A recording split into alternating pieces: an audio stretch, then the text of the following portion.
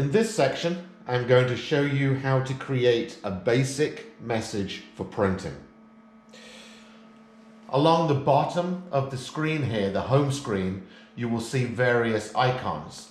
On the left side here, right next to the power off button, is one called Messages. If we press the message button, so this window, we can see a list of messages that have already been created. I'm going to go ahead and press New to add a new message. It's prompting me to put in a file name. The file name is going to be the name that the operator recognizes for the particular product that they are printing. This I'm going to go ahead and just put in a simple name code. And then I'm going to confirm that. Now it brings me into a selection of different types of fields that I can put into this message. I've got a simple text field. This is a fixed text.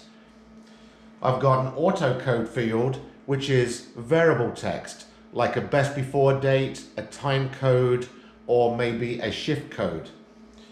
We have a user defined field.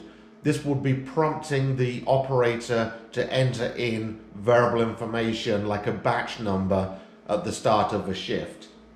We have then a barcode field, both linear and two-dimensional barcodes, and then a graphic field for putting in basic graphics.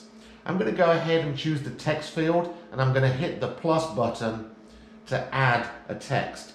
At this point in time, it brings me into the template, and I want to put in a two-line code.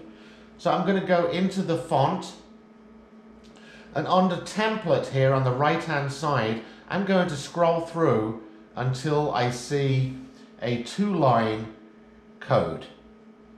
There's 4, there's 3, 2, two-line 7-dot font. Now I'm going to put back into the keypad, and I'm going to type in the information that I want to put in here. And I'm going to type in a very simple best space before,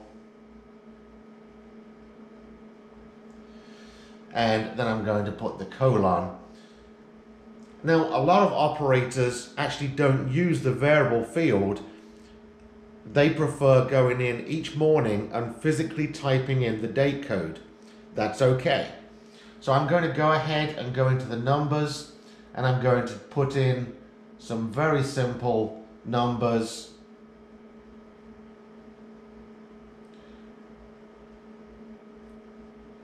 Like this.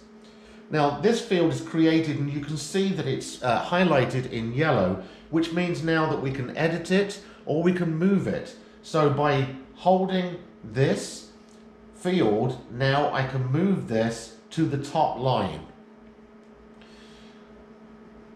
or I can move it back. And what I'm going to do now is I'm going to create another new field, and for this I'm going to go into New, and I'm going to create another text field, and I'm going to create the field. So batch, then I'm going to use the numbers sign, put a space in, and I'm going to put in a fictitious batch number. And again, it's highlighted in yellow, so now I can grab this and I can move it to where I want it to go. I can align it with the other text as well. If I'm missing here, I can go into the settings and use this arrow, and now I can scroll across to the start of the message. I'm going to select this batch, and now I'm going to drag this over so that both messages are in line.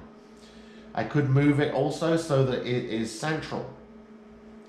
Once we have created the message in the format that we want it in, I'm going to hit save, and this has saved that message as code into the memory of the printer. So now for selecting this message for printing, an operator in very simple key presses would highlight the message that they want to print, which is the code. It gives a quick preview of the message here, and they're going to hit this button here, which is select. Once they've selected that code, the printer returns back to the home screen. It gives you the example of what we're printing, and we're ready to print.